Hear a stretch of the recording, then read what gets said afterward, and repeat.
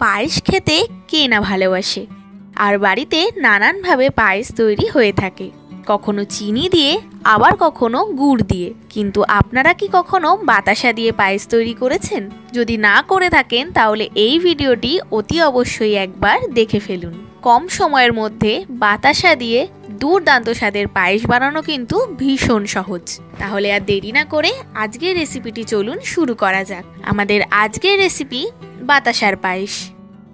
বাতাসার পায়েস বানানোর জন্য প্রথমেই একটি কড়াইতে 700 থেকে 750 ml মতন দুধ এখানে দিয়ে দেবেন। এরপর দুধটা কিছুক্ষণ ফোটার জন্য রেখে দেবেন। অন্যদিকে একটি পাত্রে 100 গ্রাম মতন গোবিন্দভোগ চাল নিয়ে নেবেন এবং জল দিয়ে ভালোভাবে ধুয়ে নেবেন। মিলিস লিটল কিচেনে যদি আপনারা নতুন হয়ে থাকেন তবে অবশ্যই চ্যানেলটিকে সাবস্ক্রাইব করে বেল আইকনটি ক্লিক করে দেবেন, যাতে এই চ্যানেলে হওয়া সমস্ত রান্নার আপডেট সবার আগে আপনাদের কাছে পৌঁছে যায়। ভিডিওর ডেসক্রিপশনে আমার ফেসবুক পেজের লিঙ্কটিও দেওয়া রইল। আপনাদের কাছে অনুরোধ রইল আমার ফেসবুক পেজটিকেও ফলো করার জন্য। এরপর জল ঝরিয়ে কিন্তু গোবিন্দভোগ চালটি আপনারা রেখে দেবেন। এদিকে দুধটাও কিছুক্ষণ ফোটানো হয়েছে। এরপর এই দুধের মধ্যেই দিয়ে দেবেন তেজপাতা আর দিয়ে দেবেন 2টো এলাচ। এলাচের মুখগুলো একটু এইভাবে ভেঙে নেবেন। এরপর মোটামুটি 5 মিনিট মতন ভালোভাবে ফুটিয়ে নেবেন। এর ফলে দেখবেন এলাচ এবং তেজপাতার ফ্লেভারটা কিন্তু খুব ভালোভাবে দুধে মিশে গেছে।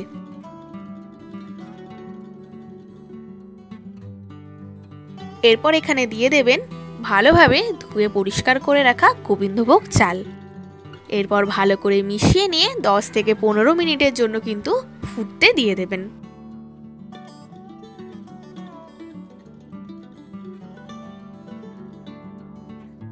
দশ থেকে 15 মিনিট পর দেখুন মোটামুটি চালটা কিন্তু একটু সেদ্ধ হয়ে এসছে।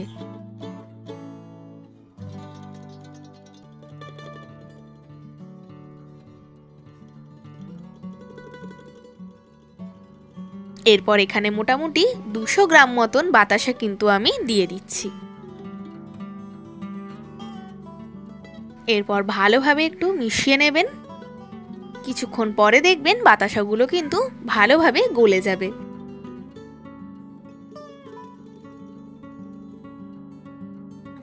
দেখুন খুব সুন্দরভাবে কিন্তু বাতাসাগুলো গলে গেছে। এরপর দিয়ে দেবেন 1 চামচ মতন ঘি এবং ভালোভাবে মিশিয়ে নেবেন।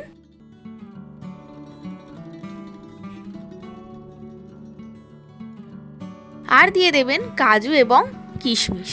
কিছুক্ষণ এইভাবে ফুটিয়ে নিলেই কিন্তু বাতাসার পায়েস একদম রেডি।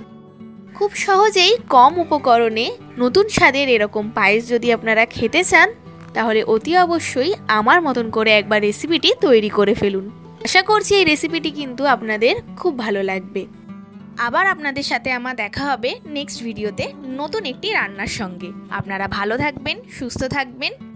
আমার আজকের এই রান্নাটি যদি আপনাদের ভালো লেগে থাকে এবং সহজ বলে মনে হয়ে থাকে তাহলে অতি অবশ্যই একটি লাইক দিয়ে যাবেন এবং কমেন্ট করে জানাতে কিন্তু ভুলবেন না।